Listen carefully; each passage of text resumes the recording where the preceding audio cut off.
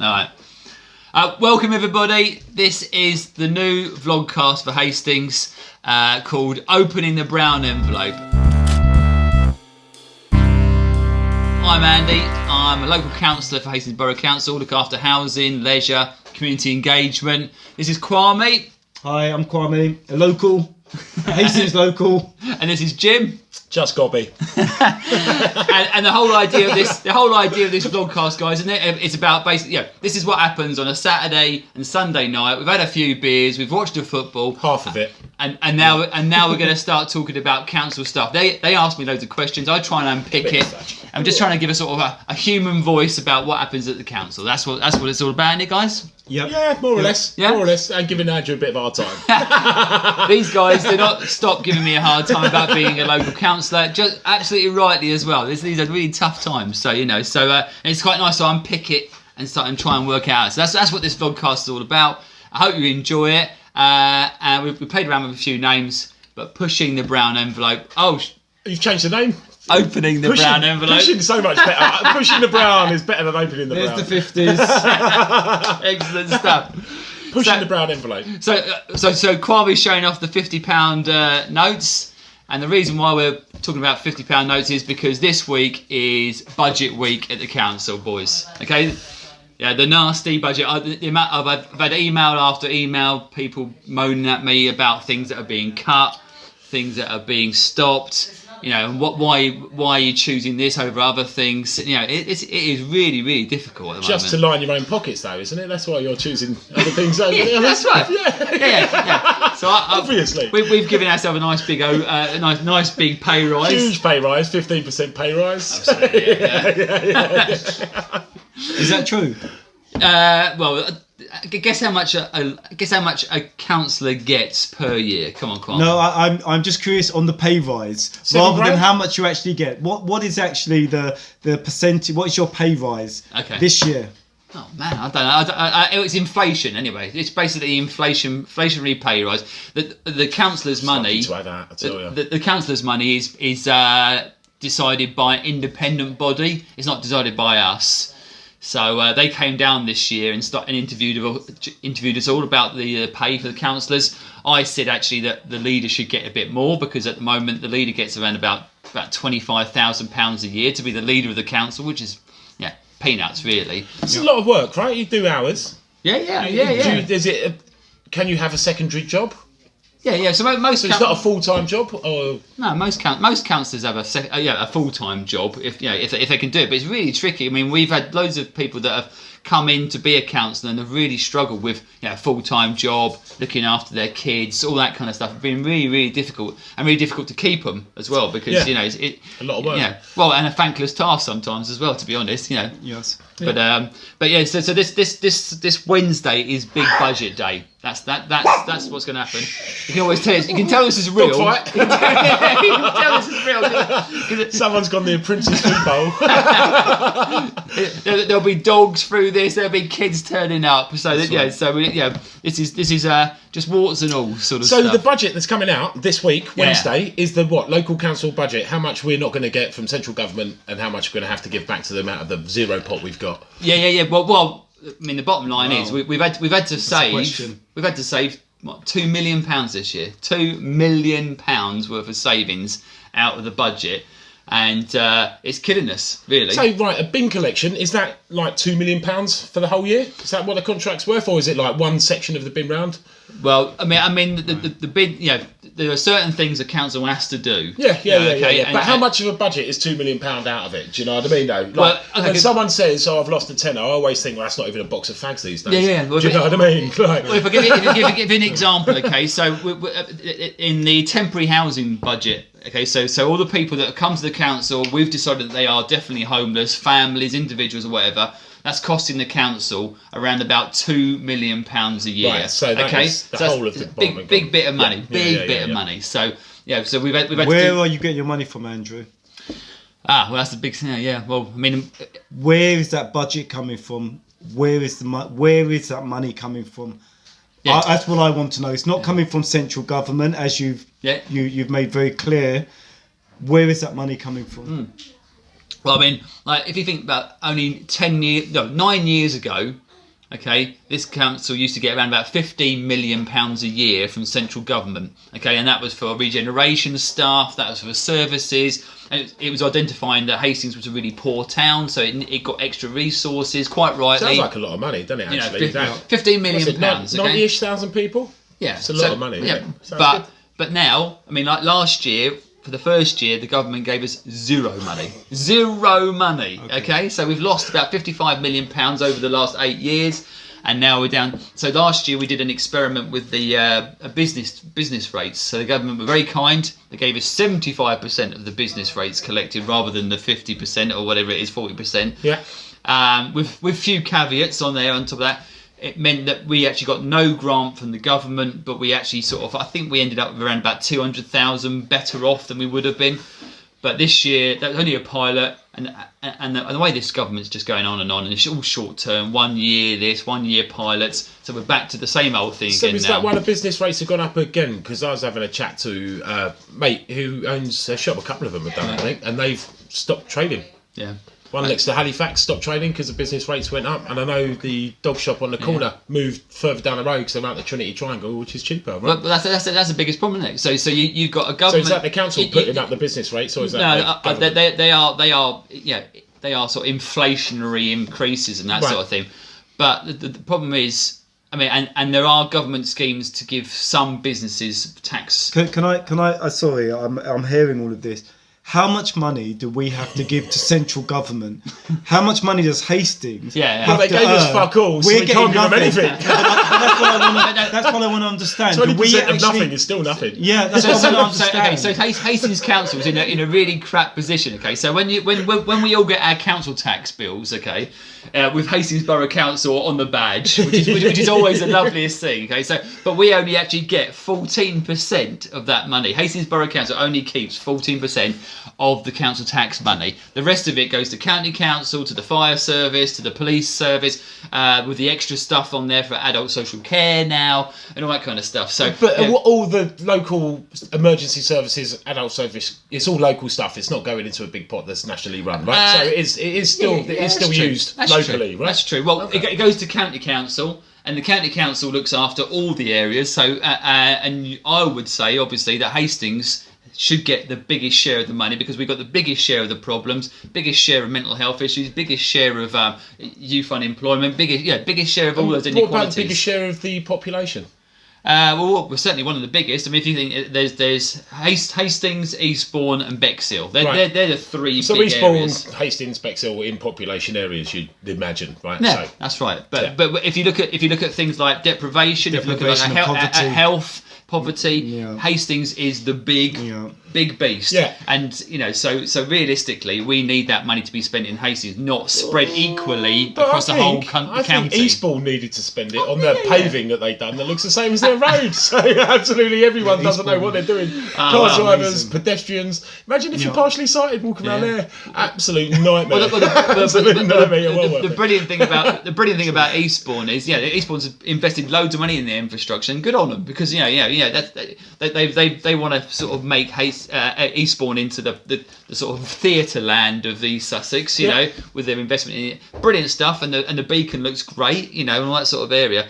But the money they've spent a lot of money on that, and they spent a lot of money out of their reserves and stuff like that. And this year they're looking at a £2.3 million gap in their budget. I thought so. Is this how they've because they bought the land and then leased it out to the companies that are building on it, or there's lots of ways of doing it. I mean, so Hastings is that how the Beacon's be done? Is that why there's a deficit in their budget though? You can work out why I'm asking this question. They're under the same constraints as we are, so they're getting less money than they ever got before. Yeah. But they used is. So the commercial properties that Hastings Borough Council have bought over the last couple of years, which has brought in £1 million worth more revenue, we've actually borrowed that money from the Public Loans Board at a really low rate. I think 1.9 rate of interest, which businesses can't achieve, right? Absolutely. So we're making money on those commercial properties. But what Eastbourne did is they took a gamble and they spent lots of their reserves instead of borrowing the money. So in the short term, they're actually potentially making more money But unfortunately, what they didn't see was the interest rates going up nationally. The government put a percentage increase on the borrowing rate overnight, and so they've taken a gamble, and now they're actually, when they've got to refinance their finances, they're actually a percentage more. And when you're talking about millions of pounds, a percentage is a big. I know 0.1% of £1 million straight off the bat. You still haven't answered the question. How much money do we give to central government? Does Hastings actually have to contribute? No.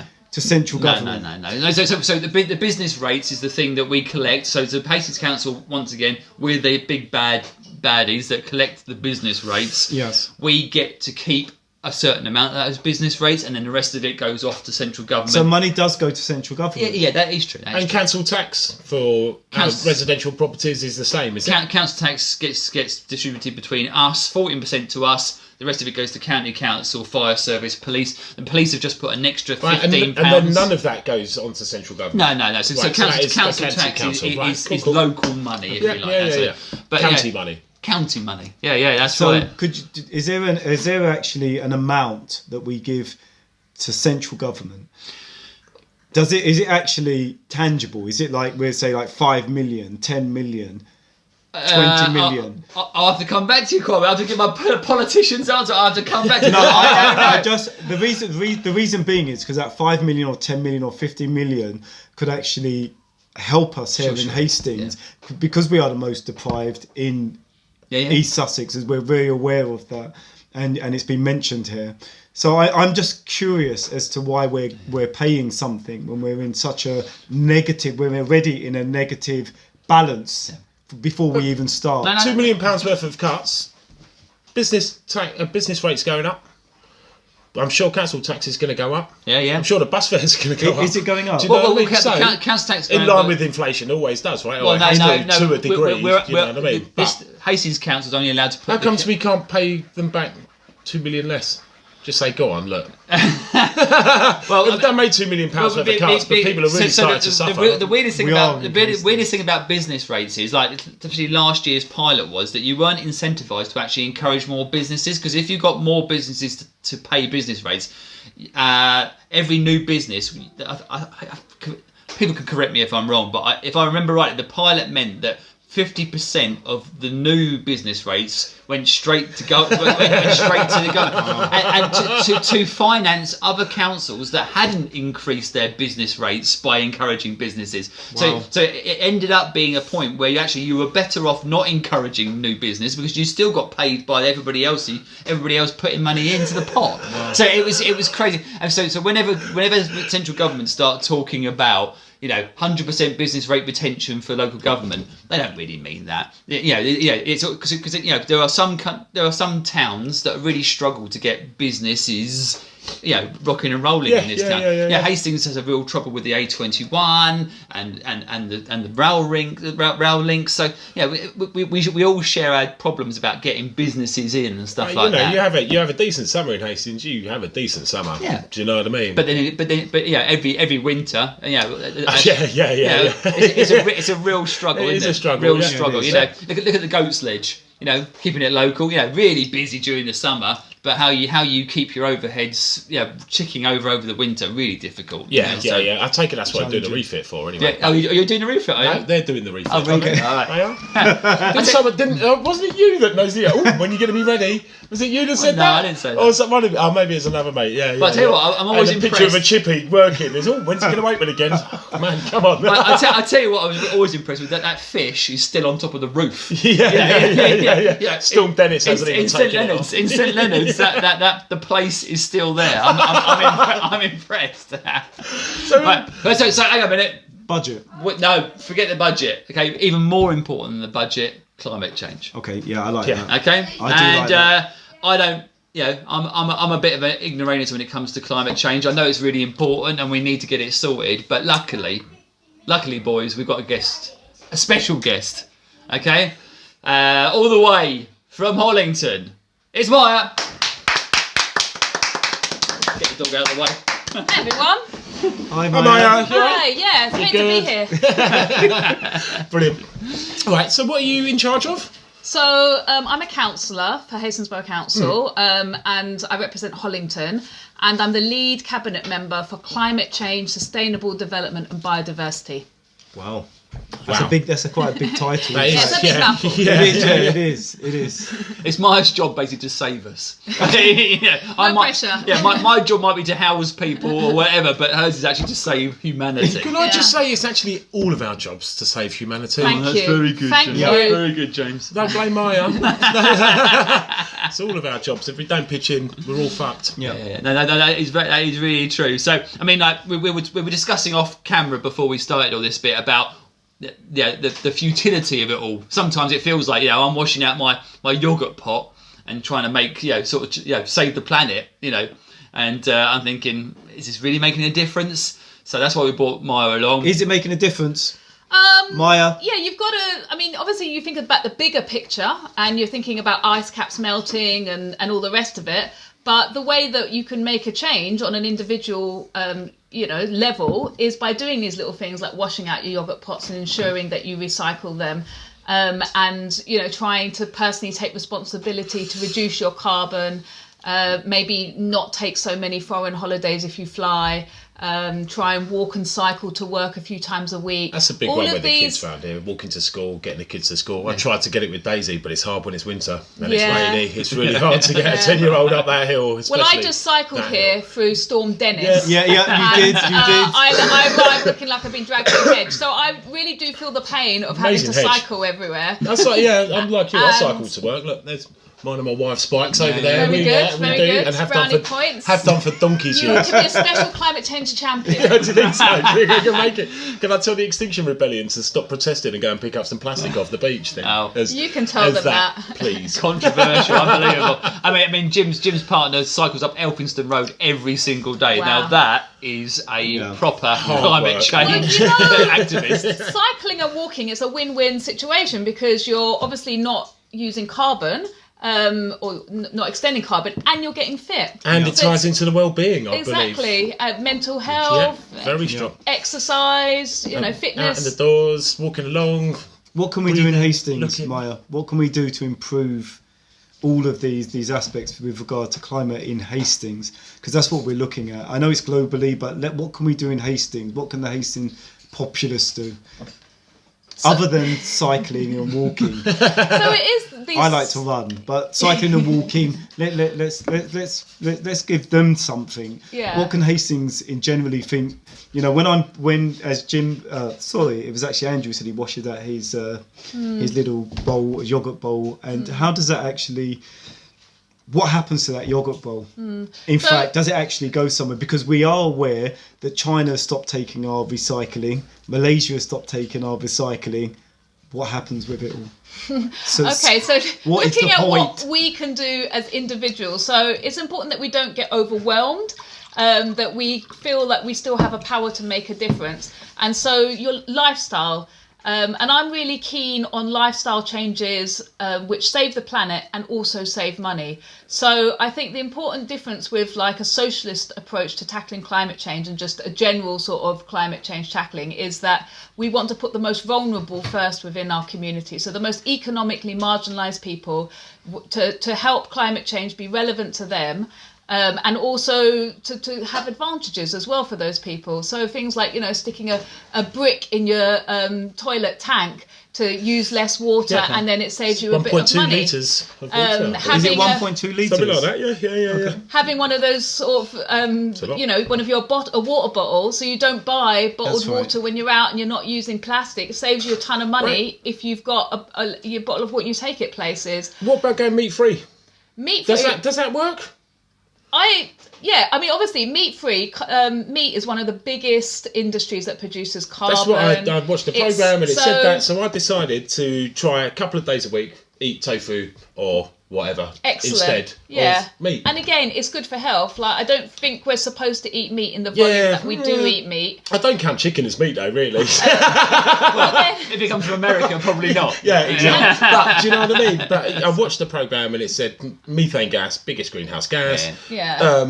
Farming, livestock farming is the biggest producer of it. Yeah. So surely cutting out some kind of meat will have a better effect. And I was having this chat with someone at work the other day, and they said, "Oh yeah, but cutting out meat, we're going to have to slaughter billions of cows overnight." And I said, "But if you cut out a meal a day, and then 6 months later cut out 2 meals, and then 3 meals, then we're not going to have to slaughter these billions of cows. Actually, the industry will just adjust its numbers." Yeah, exactly. They just won't have so many calves because they're not necessary. Meat farming is so intensive as well that you get like cows having a couple of calves a year, and it's not natural for those cows to be producing, and for them to produce that volume of milk as well. Yeah, of course. So, you can just naturally regulate it within a few years. It makes a huge difference. And it makes a difference to your budget as well, because I'll tell you now, tofu and Quorn, much cheaper than meat. Much cheaper. And Morrison's then if you do, I do accept, I'm a vegetarian, but I do accept that, people are really like to eat meat. It's part of, their lifestyle. It's what they've grown up knowing. But you can make small adjustments, like maybe buying more sustainable meat. So on Thursday, we've got the local market in town. Right. That's fantastic. Yeah, it is a bit expensive, but it's all about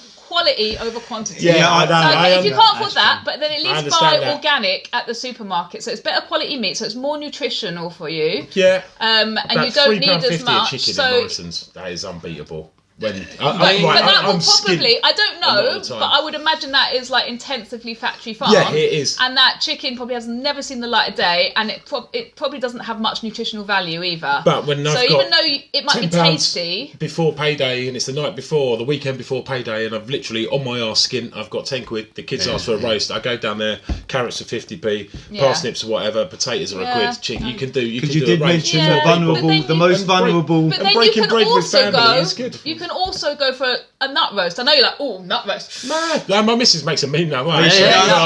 Testament to the nut roast. Nut roast, full of nuts, full of protein. So you are replacing chicken, which is protein, with nuts that are protein. But the price break on that isn't much different. Yeah, that's true. So, Maya, okay, so that is personal stuff. So we can wash out our yogurt pots. We can eat less meat. Try and eat it. Turn your appliances off. I've been vegetarian since I was 16. Oh yeah, then there was the vegan days, wasn't there? Vegan days as well, absolutely. Vegan days. I've heard. We'll dig out some pictures and we'll post them downstairs of the dreadlock days. But obviously, as a council. As the council climate change cabinet lead, what are the big what's going to make some big differences in this town? Right, so I think it's really important to big ourselves up as the council. We were one of the first councils to pass a climate change motion last year in February. Wonderful. This time last year. That's a wonderful and then since then we've employed 2 officers, one of which has written a climate change strategy, and the other one is an energy officer looking at where we can put solar panels in the town to create renewable energy. Oh, absolutely fantastic. And a new post was created for, and I was put into that post as in the cabinet. So that really signals that it's very important. Hastings Borough Council is taking it very, very seriously. So there's some councils around the country haven't even passed the climate change emergency. Could I ask? For instance, if this house here, if where we're now, if Jim wanted to have solar panels put on his roof, would if as a possibility, because it is a possibility, it's a tall house, and he could have probably at the back and at the front. Could he not actually have half and half? The council pay. I mean, if you were to offer all of the residents, lease my roof out to Hastings. I mean, I'm serious. Could it not work? Yeah. I mean, that sounds like. Well, in fairness, what I would do if you fix my roof, you can put solar panels on it. No, but do you know what I mean? We could have had that if we had a slightly different government before Christmas, or quite a massively different government before Christmas, because that was part of the Labour Party manifesto. Was it? Yes, to put solar panels on people, especially people. They didn't make enough of the climate thing. They didn't make enough of the climate. We had a lot in the manifesto, and I think maybe we didn't highlight. We should have just picked out 5 things. But this is getting into I know, but it's quite. No, but you know what? It's quite interesting because for me, seeing those solar panels on that is a big thing, and I think we've all got sections of 100% of people who will vote for certain things. Yeah. But that, as Jim pointed out, it wasn't something which was highlighted. But I think that is something where some people would have gone for that Yeah. Even though climate change affects every human being. What we need is someone like Jim to have solar panels on the roof here. We need a national rollout. Like the council doesn't have the budget to do this. But what about on council buildings? Say what about Summerfield? We don't. Oh, okay. There's solar panels on Summerfield at the moment. We've got them. Right, so you could do that. And there's solar panels on Muriel Matters House, which is the council building, and this energy officer is looking at other places as well, that like industrial buildings, so you can whack out a load because it's economies of scale. So the more solar panels you have in one area, the more economic it is. The cheaper. I wanted just to ask then. We're getting all these letters which come through from different organisations which say the government are funding solar panels on your roof. So why can't we have some of that used in our town? Because they're saying they're coming to us saying, okay, I'm going to give you. Isn't it not 2 years ago? I had a bloke come around here 2 years ago, and I was looking at solar panels because you should do. I think it was one of those interesting things. Oh, can I make a bit of money? Can my energy bills disappear? Da da da da da.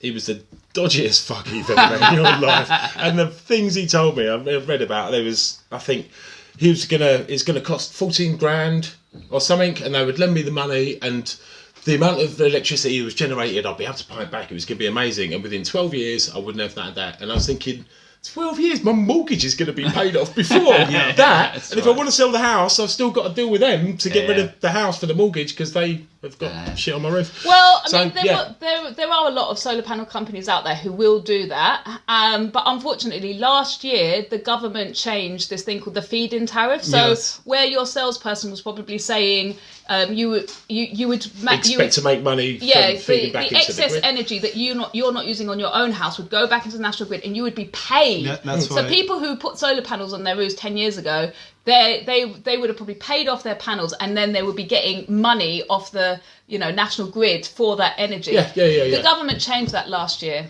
so now it means that to mean that you don't get that payback. So it's absolutely pointless. It just takes longer to pay off. So someone such as yourself, where it's like costly in the first place, but the incentive is you can pay it off, and then you'll be paid by the national grid as well. That incentive is gone. So that's made it like it's excluded a lot of people. So has it become a personal choice thing that all that's going to happen is once you've paid off the cost of the solar panels, you're not going to have an electricity bill? Yeah, exactly. Basically. And get nothing for giving. Yeah, which is brilliant. So that's all you could tap it off to your neighbour though, couldn't you? You could do. Well, no, I wouldn't even sell it. Just give it to the neighbour. But there are some mix. Me and Maya are meeting with Optivo on Thursday, weren't we? Yeah. And Optivo are one of the biggest housing associations in Hastings. Wow. They got loads of roofs. And they own all of them. The biggest problem that Maya's got is a bit like your roof. You own your roof. Your next door neighbour owns their roof. Individual contracts, so that if the council wanted to try and put a solar panel on everybody's roof, you'd have 90,000 different contracts. So it needs to be a national thing, doesn't it? Yeah. But for Optivo, who have got the hundreds of homes and hundreds of roofs in Hastings, and they own them, it's much easier for them to do one big contract with a company, put solar panels on the roof, reducing not only CO2 but also actually making people fuel poverty free as well. Yeah. So we are starting those conversations with them. Really pushing hard. To actually try and get, because so climate change for me, unless it doesn't unless it actually impacts on the poorest people, as in like improves their lives, then it's really difficult to justify the spending the money. So I want them to be together. So your bills come down so that you have a better quality of life, but also you're saving the planet as well. For me, that's got to be the most important thing. And again, that's the socialist approach to tackling climate change as well. She keeps mentioning this S word. I've noticed it. I have noticed. Subtle brainwashing. So we're pushing my propaganda. The climate change strategy is coming out soon. Yeah, it's been drafted. Really? So what happens in the council when a strategy has been drafted, then it's sort of like battered around a bit, to make it as good as possible. Any public consultation on that? Yeah, there will be public consultation. Next month, I'll be doing a conference in Town Centre, in Central Hall, and inviting members of the public along to that. I'm gate crashing people, councillors' ward surgeries. And I'll climate change, gate crashing, even Tories. At full council, I put it out there and asked them to invite me along to their ward surgeries. I'll follow that up with an email. I'm not sure how friendly they'll be. Tories are sort of borderline climate deniers, but skeptics. Can we call it climate miffed? Climate unconvinced. Climate there's a mix of them. Hedging your bets. Not all of them. Not all of them. No, absolutely. It's true. Not all of them. So brilliant. Okay, so we're looking out for the strategy. We're looking out for incentives, and we're looking out for the community engagement stuff that you're going to do. And how much money do you have? Okay, well, this is the real key thing. Budget. No money. So it's important to point out there's no statutory requirement for the council to tackle climate change. So obviously there's a requirement to collect the bins, to house people, make sure people aren't homeless. To tackle climate change, the biggest crisis facing humans to this day, no budget to do that. Okay? Yeah. So it is very difficult to kind of come up with things and for the community to feel confident that we're doing things. So Summerfield, I'm not sure how that works out, right? But they've got solar panels on top of their thing, so they become energy free, right? They don't have any electricity bills anymore. I'm not 100%. They're completely. I think they're powering the swimming pool. Their bills are low. Half of it. Their bills are half of it, but it's a lump, isn't it? Right? I worked in an office. They used to tell me it was £3,000 to run the air conditioning the weekend. It was a big bloody office, right? Yeah. So they always turned it off. Yeah. So if you're getting 50% of a swimming pool, it's a few hundred quid, isn't it? Yeah, it's a lot of energy to. Can that be put back into the council, or can that be put? Remember how the road tax used to pay to fix the roads? Can it not be run like that? Do you know what I mean? Well, but if it starts to make a bit of money, then that money gets put in, which you buy more, and then involves starting an energy company, which other local authorities have done, but they've really struggled to make money out of it. So our chief financial officer, I think, is a bit sceptical about going down that route because it's what we could do is buddy up with someone like Bristol. So they've all got an energy company, and then we could be like the Hastings of Bristol energy company. Then so it's run not an umbrella kind of thing. So if we like piggyback onto a company that's already sort of established, and especially Bristol's quite thriving. Yeah, they are. Bristol. But also in the solar panel we could do. And the wind powered thing. Are we lacking storage? Is that what I hear this quite a lot and what I've looked at? So batteries to store the energy instead of it just being made and then kind of dissipated. There's actually so you we can keep get it some rather huge than feeding batteries. into the natural grids. You can feed it into a battery that then feeds the. This is what Oxford's done, and they've stuff. Oxford, well, they're aiming to have these huge batteries on the edge of town in some shipping crates stacked up. That's their aim, to store this energy. And that energy, is from solar panels they've installed, so it'll go back into running like essential government things. Who knows? Milk, the dustmen become electric, and it charges up their. I mean, it's important to point out the government is really not helping in trying to tackle climate change. So things like wind turbines. They're not helping giving us money. So why are they not helping giving us climate change? Why am I not surprised? So something like wind turbines, people often say, why don't we just put wind turbines everywhere? And the thing is that it was made. Eric Pickles made it impossible to put on land. Do you remember Eric Pickles? Yeah. Wind turbines. Mr. Pickles? Yeah, substantial lad. They cut the subsidies for putting wind turbines on shore as well. So we at the moment, which is like how councils plan out what they're going to do with their land, and we have to put in the local plan that we want to put solar panels up. We didn't do that before, so that has been a hurdle for us. Solar panels.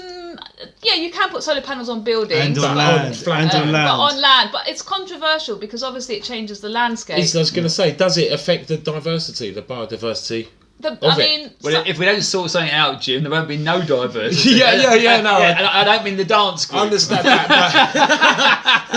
but so I've seen it.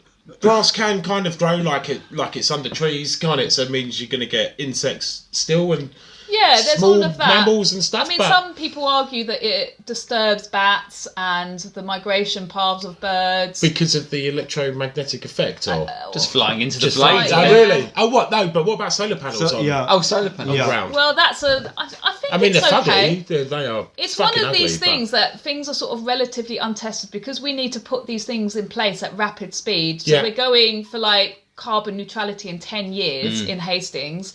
So we need to say that again. What are we going for? Carbon neutrality in Hastings by 2030. Wow. So it's less than 10 years, actually. Massive. We've got a turbo boost. Can I give you my great idea for that? And with no money. And things are a little bit untested. Like, if we stuck solar panels everywhere in Hastings or, dare I say, in the country park, which we're not doing. We're not doing, by the way. We're not doing it. Hang on, there's that slope though, country park that is facing the sun. Trying to ruin me, I think.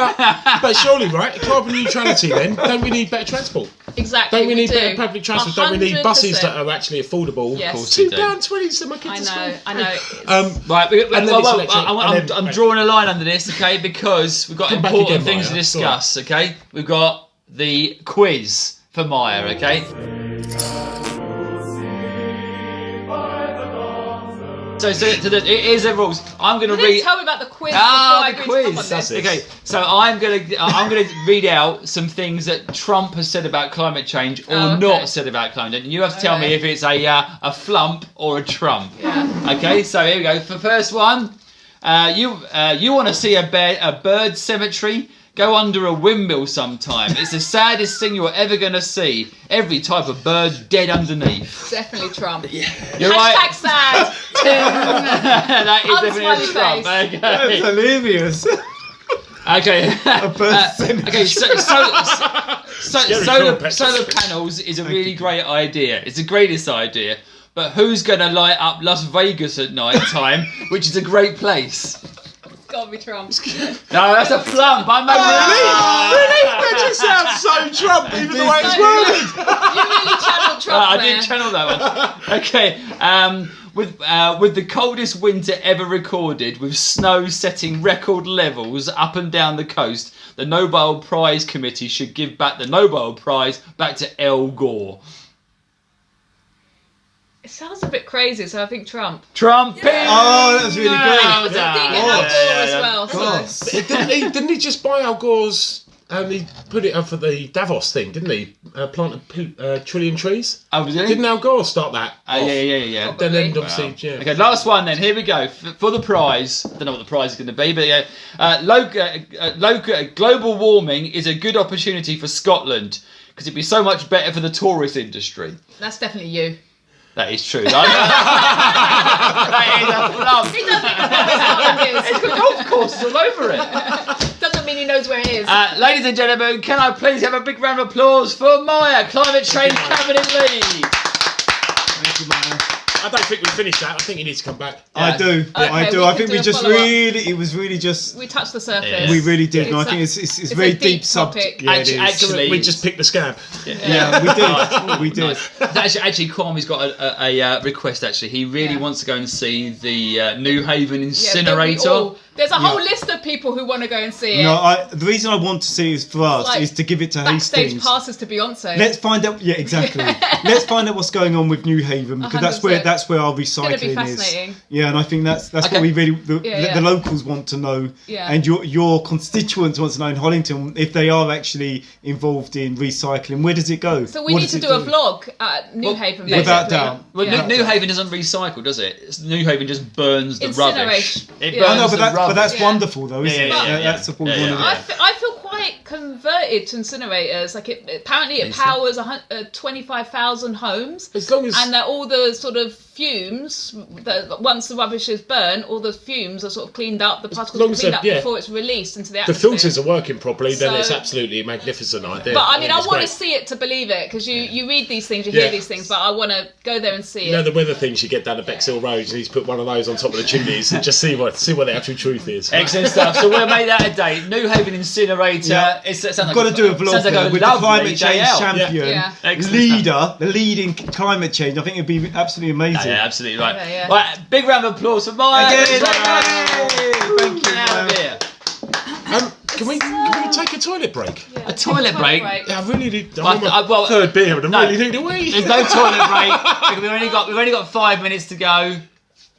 Yeah, and we're going to give Mara a lift in a minute home as well. You know, in our diesel car. No. I'm going to buy, but Storm Dennis is raging, and I don't fancy it. Maya, have a good evening tonight. Cheers, man. So we've got literally about 2 or 3 minutes left, guys. What did you think about that conversation? What did you learn?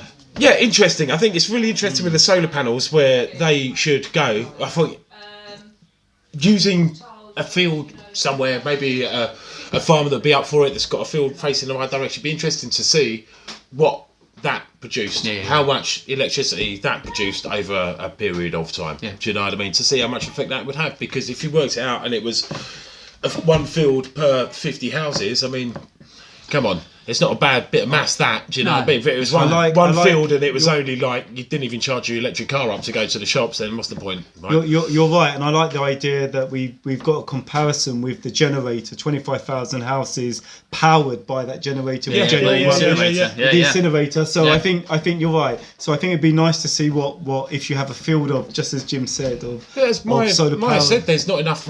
People just don't know what you need to power the town, because it's not been done. So you need to set up some test beds and start measuring. Right, that's the only way you find out. It's a massive issue, you know, and you know, so complicated as well, because people, you know, because obviously, you know, there's been plans to put solar panels on the country park, you know, which is, you know, controversial, you know, and I totally get that, because they don't look great, but they you know, as far as I know, they don't really damage anything. Maya said that they're not happening. She did say that. She did say that. But you know, for me, you know, if I'm thinking about Downs Farm, I don't know if you guys have ever been there. Downs Farm is a big estate up in the top of Orr. You know, imagine if you could put together a solar farm near there and actually generate enough electricity that actually benefits the people living there, then you're starting to talk about proper language about you know doing climate change and fuel poverty at the same time. Yeah. You know, so there might be some, but I mean, it is controversial.